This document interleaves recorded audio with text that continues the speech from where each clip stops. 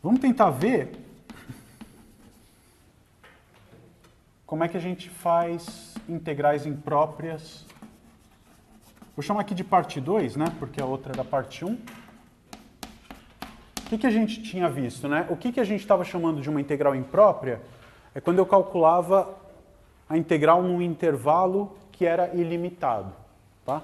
A outra coisa que eu tinha prometido que podia acontecer, a gente vai tratar agora, é quando você tenha o intervalo limitado e dentro de algum ponto a função explode para infinito, tá? Então, eu vou tentar calcular integrais em intervalos limitados de funções que não são limitadas naquele intervalo.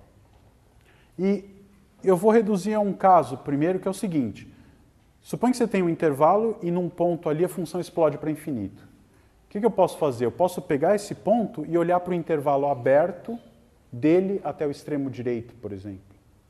E o intervalo fechado do extremo esquerdo original e aberto no novo extremo direito. Quer dizer, o que eu estou pensando é uma situação assim. Você tem uma função definida no intervalo fechado AB e tem algum ponto aqui no meio onde essa função explode para infinito, por exemplo, tá? E aqui ela explode para menos infinito pela direita. Como é que eu vou querer calcular a área embaixo desse gráfico, se existir? O que eu faço? Eu pego do intervalo aberto de A até C, vou tentar definir isso. Se eu souber fazer uma coisa desse tipo, ou desse tipo, tá bom, né? Desculpa, aqui não. Aqui e mais esse pedaço. Tá? Então eu vou me restringir ao caso, para não ficar escrevendo todos, que o extremo esquerdo é um intervalo aberto e o extremo direito fechado. Tá? Então a gente vai pegar uma... Oi? Poderia ser o contrário.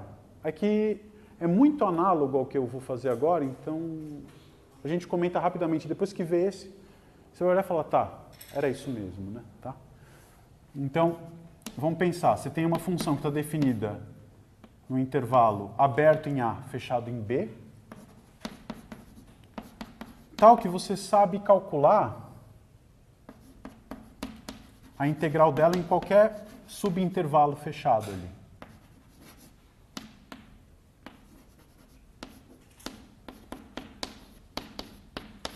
Isso para todo t maior do que A.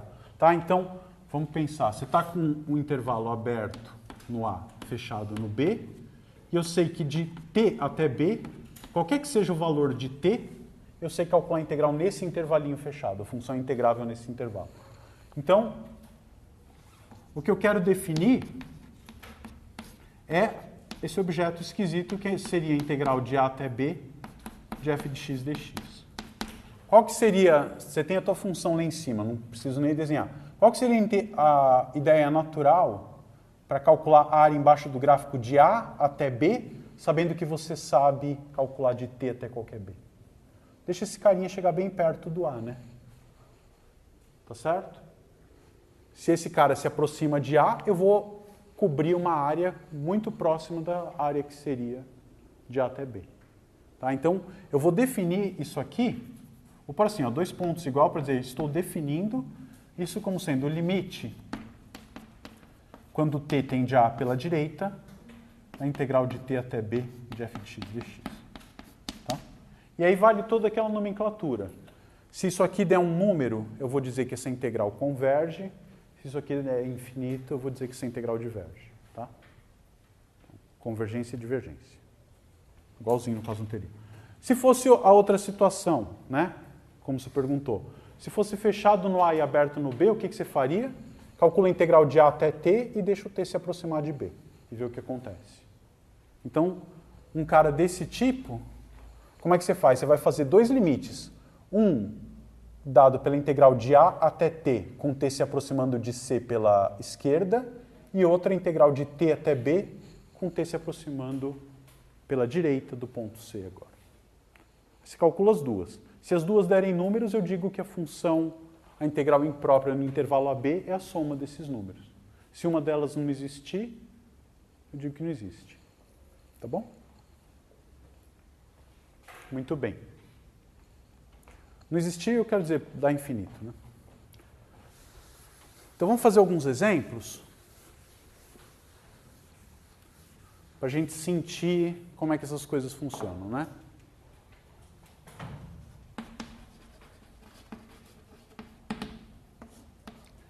Vamos, por exemplo, calcular a integral de 0 até 1 de 1 sobre raiz de x dx. Tá? Calcular ou concluir que é uma integral divergente. Como é que eu posso fazer essa conta? Pela definição, o que é isso? Aonde essa função está definida no intervalo fechado 0, 1? Não, eu não posso calcular ela no zero. Né? O domínio dela é o intervalo exatamente aberto no zero e vai até mais infinito. No caso, eu estou interessado no aberto no zero e fechado em 1. Então, se está aberto no zero e fechado em 1, vou calcular uma integral desse tipo. Isso aqui é limite, quando t tende a zero pela direita, a integral de t até 1 de 1 sobre raiz de x dx. Sabemos calcular a primitiva de 1 sobre raiz de x? Sim. 1 sobre raiz de x, você vai pensar que é x elevado a menos meio, e aí você aplica aquela regrinha, soma um expoente, isso dá 2 raiz de x, né? Então, limite quando t vai para 0, de 2 raiz de x, de 0 até 1. Quanto que dá isso? No x igual a 1, isso vale 2, e no x igual a t vale 2 raiz de t. Quando t vale 0, isso é 0. Então, vai dar 2 menos 0, 2. Portanto, nesse caso, a integral é convergente. Tá bom?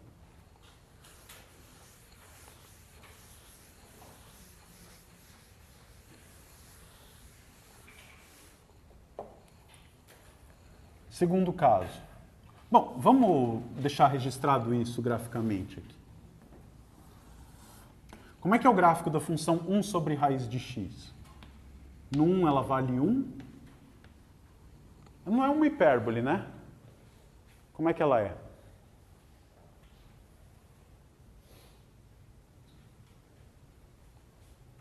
Para x maior do que 1, ela está acima ou abaixo da hipérbole?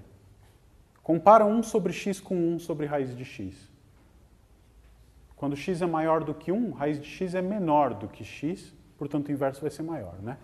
Então ela é uma função que vai tender para zero também, mas mais devagar do que 1 sobre x tende. Tá claro? E quando x tende para zero, ela vai tender para mais infinito, só que ela tende para mais infinito mais rápido do que 1 sobre x. Tudo bem? Porque para x entre 0 e 1, a gente sabe que a raiz de x é maior do que x. Tá bom? Então, beleza. Esse é o gráfico. O que eu estou te dizendo quando eu fiz essa conta... Deixa eu pegar um giz colorido. Bom, branco é uma cor, né? Ele é colorido. O que a gente concluiu aqui é que essa área vale 2. Tá? Mesmo que ela é ilimitada. Vamos pegar outro exemplo. Vamos calcular parecido com esse, né? Fazer 1 sobre x dx. O que você acha que dá de 0 a 1? Isso é o limite quando x tende a 0 pela direita, de t até 1, de 1 sobre x. Qual é a primitiva de 1 sobre x? ln do módulo de x. O que acontece agora? No 1, isso aqui vale 0. No t vai dar menos ln de t. Quando t tende para 0, ln tende para menos infinito. Vai ficar menos, menos infinito, isso é mais infinito. Portanto, a área embaixo da função 1 sobre x ao quadrado, entre 0 e 1, é mais infinita. Eu vou dizer que essa integral diverge. Como é que é o gráfico da 1 sobre x ao quadrado? Vamos fazer com essa outra cor. Ela é uma coisa assim, né? Ela cai mais rápido, mas quando tende para 0, ela tem esse comportamento, quando x se aproxima do 0, tá certo? Tudo bem? Joia. O que essa conta está mostrando para a gente? Que essa área achurada em vermelho aqui é mais infinito. Tá bom? Qual que é um outro? Calculei. Desculpa, essa era 1 sobre x, né? Deixa eu desenhar ela um pouco menos intensa aqui. Eu vou querer comparar com 1 sobre x ao quadrado. Essa é hipérbole mesmo, tá? Aqui é 1 sobre x, aí em branco é 1 sobre raiz de x. Tá? Isso. E agora vamos calcular o terceiro exemplo. Pode ser integral de 0 até 1 de 1 sobre x quadrado dx. De maneira totalmente análoga, esse é o limite. Quem que é a primitiva de 1 sobre x quadrado? Menos 1 sobre x. Isso vai de t até 1, né? De novo, no 1 vale menos 1. E no t igual tendendo a 0, vale menos infinito. Então vai ficar 1, menos 1, menos infinito, mais infinito. O que isso representa? Se você desenhar o gráfico da y igual a 1 sobre x quadrado, como é que é o y igual a 1 sobre x quadrado? Aqui ele vem mais forte e aqui ele decai mais rápido, né? Dá para ver essa situação? O que a gente concluiu? Que aí embaixo do gráfico amarelo, de 0 até 1, também é mais infinito. Você percebe o que aconteceu ali? De 0 a 1, o que a gente sabe de 0 a 1? A da raiz deu finita, do 1 sobre x deu mais infinito, e do 1 sobre x ao quadrado deu mais infinito. O que acontece do 1 para frente? Inverte. Por que inverte? Porque o fato do 1 sobre x ao quadrado crescer muito rápido quando x tende para 0, vai dizer que ele decresce muito rápido quando x tende para infinito. Nós calculamos na aula passada quanto que valia de 1 até infinito a área embaixo do 1 sobre x ao quadrado. Valia 1, tá? Então, a área embaixo desse gráfico amarelo de 1 até mais infinito é 1. A do 1 sobre x, que é o vermelho, tendia para infinito, porque na verdade elas são a mesma, né? A curva vermelha é simétrica em relação à bissetriz.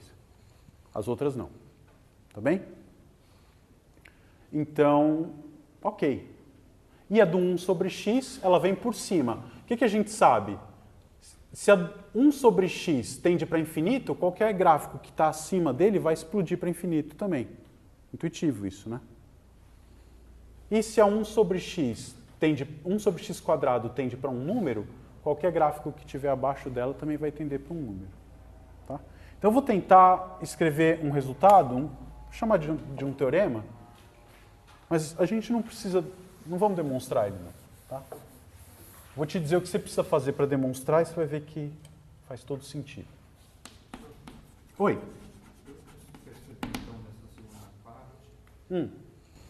Ela é aplicável quando eu tenho problema no denominador. Isso. Essa integral imprópria parte 2 é quando você tem no seu intervalo de integração algum ponto onde a função explode para infinito. Ou não está definida. Se ela não está definida, mas for limitada, você simplesmente declara o valor da função naquele ponto que está faltando como o valor que você quiser, e pelo teorema que a gente viu na aula passada, isso não muda o valor da integral, né? Se eu trocar o valor da função em um ponto só, ou num número finito de pontos, a integral não se altera. Se eu tenho uma integral de uma função que não está definida num ponto, ela está com bolinha aberta naquele ponto, e ela é limitada, você escolhe o valor que você quiser, bota que a função vale 0 naquele ponto e calcula a integral normalmente. Tá? Agora, se ela for ilimitada, se ela explodir para infinito ou menos infinito nesse ponto, aí você usa uma técnica desse tipo. É isso que a gente está abordando agora. Tentar calcular a primitiva de uma função num intervalo limitado, onde a função não é limitada dentro desse intervalo. A parte 1, o domínio era ilimitado. Essa parte 2 é a imagem que é ilimitada. Tá? Então, como teorema, o que a gente pode dizer aqui? Se você calcular a integral de 1 sobre x elevado a alfa dx, de 1 até mais infinito, o que você acha que dá para dizer? Eu vou dizer que essa integral converge se e somente se o alfa for um número maior do que 1. Tá? Segunda coisa, A integral de 0 a 1 de 1 sobre x elevado a alfa dx converge quando? Se somente se o alfa for menor do que 1. Né? No nosso caso ali, a gente viu que com alfa igual a meio deu 2, e com alfa igual a 1 ou 2 já explodiu. Por que vale sempre essa regra? É meio fácil de ver, né? A integral de 0 até mais infinito de e elevado a alfa vezes x dx converge. O que você acha que precisa acontecer com alfa nesse caso? Como é que é o gráfico da função exponencial? Se eu pegar um alfa positivo, ela vai explodir para infinito, não tem chance de convergir, né? Então, se eu pegar um alfa negativo, pelo menos eu vou saber que o gráfico é uma coisa assim, tende para zero no infinito, pode ser que convirja. Depois a gente vê que converge mesmo. E o último caso, integral de menos infinito até zero de e elevado a alfa x dx, converge, se e somente se, aqui o alfa tem que ser positivo. Tá? Como é que você faria para demonstrar esse teorema? Olha para os casos, quer dizer, você sabe calcular a primitiva de 1 sobre x elevado a alfa? Pensa, se o alfa for diferente de 1, alfa for diferente de 1 aqui nesse caso, né? O que você pode fazer? Pensa que isso é x elevado a menos alfa e aplica aquela coisinha de somar 1 no expoente. Você acha a primitiva e você consegue calcular essa primitiva em termos do número alfa. Você vai ver que essa primitiva vai dar um número se o alfa for maior do que 1 e vai explodir para infinito se o alfa for menor do que 1. E no alfa igual a 1 é a do log que a gente viu também. Tá? Então, se o alfa for menor ou igual que 1, eu garanto para você que isso aqui vai explodir para mais infinito. Se o alfa for maior que 1, vai dar algum número, e esse número depende do alfa, claro. Mesma coisa aqui, calcula a primitiva e vê o que acontece nos extremos. Vai dar um número se e somente se o alfa for menor do que 1. Se o alfa for maior que 1, isso vai explodir para infinito. Exponencial, acha a primitiva disso e calcula a integral imprópria e vai fazer a mesma coisa, tá bom? Só nesse caso você consegue calcular explicitamente as primitivas e ver o que acontece em função de alfa. Tá certo? Um outro resultado que é importante junto com esse é um teorema do tipo comparação, né?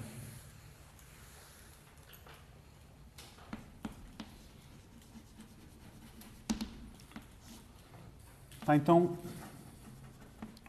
pega duas funções f e g, de R em R,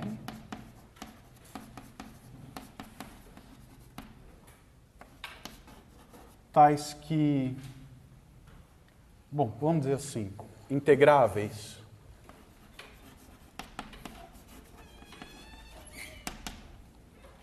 em a vírgula t, para todo t maior ou igual que a, e estou querendo supor que f e g são ambas positivas com f menor ou igual que g. Tá?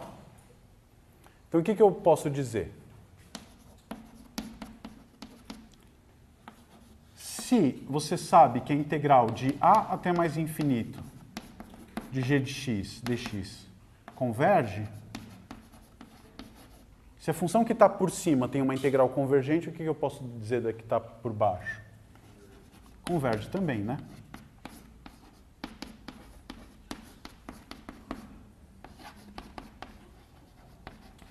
Posso dizer o contrário? Se a que está por baixo converge, eu posso dizer alguma coisa a respeito da de cima? Não. Tem exemplo na lousa, né? E a outra, outra coisa que dá para dizer é o seguinte: se a que está por baixo diverge, se a pequena estoura para mais infinito, é óbvio que uma maior do que ela vai estourar também, né?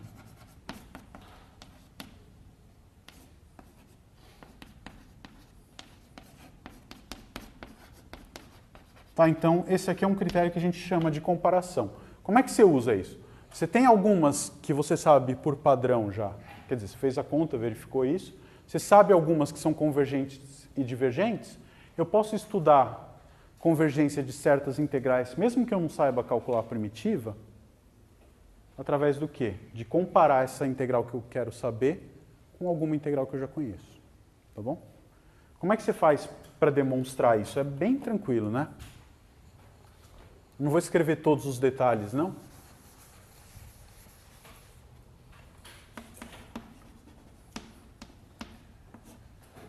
Nossa hipótese é que a f é menor do que a g, não é? Se f é menor do que a g, e ambas positivas, com certeza a área embaixo dos gráficos, para cada t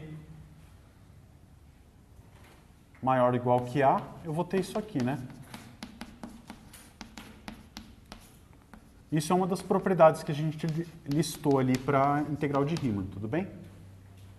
E aí com isso acabou já a demonstração. Quanto vale esse lado esquerdo aqui? A área embaixo do gráfico da função zero é zero para qualquer número t, tá bom? Legal. E isso aqui está me dizendo o quê? Que a área embaixo do gráfico da f é menor do que a área embaixo do gráfico da g para qualquer valor de t. Certo? Então, isso aqui é um número que é menor do que esse número. Então, o limite desses números vai ser menor ou igual que o limite desses números, tudo bem? Quem que é esse limite? A integral de a até mais infinito da f, e esse aqui de mais infinito da g. Então, por exemplo, se você sabe que o limite desse cara aqui deu um número, esse aqui vai ser alguma coisa entre 0 e esse número.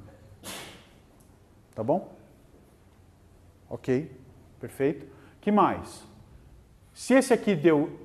Então, dizer que esse deu um número, esse vai dar um número é a primeira frase. Se a integral da grande converge, a integral da pequena converge. Se esse aqui, quando eu calculo o limite, deu mais infinito, o que você acha que vai acontecer com esse? Tem que dar mais infinito também. Então, se a pequena diverge, a grande diverge. Tá? É o que está acontecendo, é o que você está vendo aqui, né? 1 sobre x, de 1 até mais infinito, vamos pensar, de 1 até mais infinito, 1 sobre x diverge, não diverge? Que é alfa igual a 1. O que eu posso dizer, então, do 1 sobre raiz de x? Como 1 sobre raiz de x é maior do que 1 sobre x, ela diverge direto. Poderia fazer isso. Estou comparando duas coisas que eu sei calcular. Tudo bem. 1 sobre x ao quadrado converge. A gente calculou. 1 sobre x ao quadrado é a área rosinha, aqui embaixo é convergente. O que eu posso dizer a respeito disso, com base nisso, a respeito de 1 sobre x à quinta? Vai ter que convergir também, porque 1 sobre x à quinta é menor do que 1 sobre x ao quadrado, que é convergente.